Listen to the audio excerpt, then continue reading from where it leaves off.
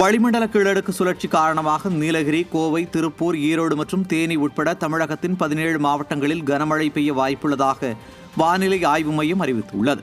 மேலும் தென் தமிழகத்தின் அநேக இடங்களிலும், வட தமிழகத்தின் ஒரு சில இடங்களிலும், புதுவை மற்றும் காரைக்கால் பகுதிகளிலும் மிதமான மழைக்கு வாய்ப்பு இருப்பதாகவும் தெரிவிக்கப்பட்டுள்ளது. தமிழகத்தின் அதிகபட்ச வெப்பநிலை ஒரு சில இடங்களில் 2 முதல் 3 டிகிரி செல்சியஸ் குறையக்கூடும் என்றும், வட உள் தமிழகத்தின் ஒரு சில இடங்களில் 2 டிகிரி செல்சியஸ் வரை வெப்பம் உயரும் என்றும் கூறியுள்ள வானிலை ஆய்வு மையம், சென்னை மற்றும் புறநகர் பகுதிகளில் ஒரு சில பகுதிகளில் மிதமான மழைக்கு வாய்ப்புள்ளதாகவும் அறிவித்துள்ளது. தென்னிந்திய பகுதிகளில் மேல்நிலவும் வளிமண்டல சுழற்சிகளின் காரணமாக அடுத்து வரும் 3 நாட்களுக்கு தமிழகம், புதுவை மற்றும் காரைக்கால் பகுதிகளில் ஒரு சில இடங்களில் இடைமின்னலுடன் கூடிய லேசானது முதல் மிதமான வரை மழைக்கு வாய்ப்புள்ளது.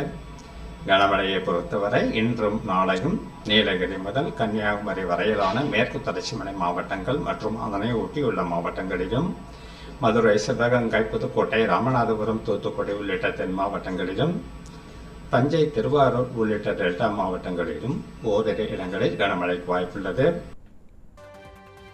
சென்னை அண்ணா பல்கலைக்கழக மாணவி பாலியல் குற்றவாளியான திமுக நிர்வாகி ஞானசேகரன் வழக்கில் தமிழக காவல்துறை விசாரித்தால் நியாயம் கிடைக்காதென கூறிய சென்னை உயர்நீதிமன்றம் பதில் மனு தாக்கல் செய்ய ஸ்டாலின் அரசுக்கு உத்தரவிட்டுள்ளது.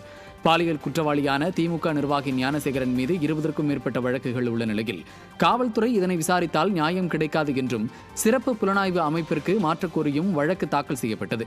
இதனை விசாரித்த உயர்நீதிமன்றம் உரிய ஆதாரங்களோடு ஸ்டாலின் அரசு பதில் மனு தாக்கல் செய்ய வேண்டும் என உத்தரவிட்டதுடன் விசாரணையை வரும் ஜூன் மாதம் 12ஆம் தேதிக்கு ஒத்திவைத்தது.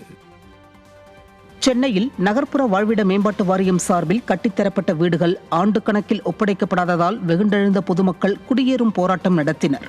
வால்டாக்ஸ் ரோடு MS நகரில் நீண்ட காலமாக அடுக்குமாடி குடியிருப்பில் வசித்து வந்த 177 குடும்பங்களுக்கு ஆண்டு கணக்கில் 308 வீடுகள் கட்டி முடிக்கப்பட்டன.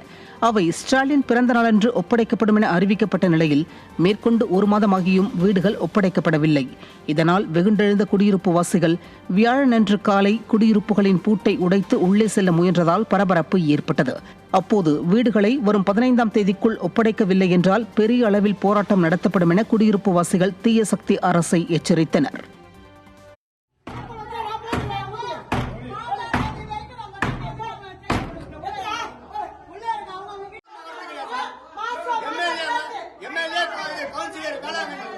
MLA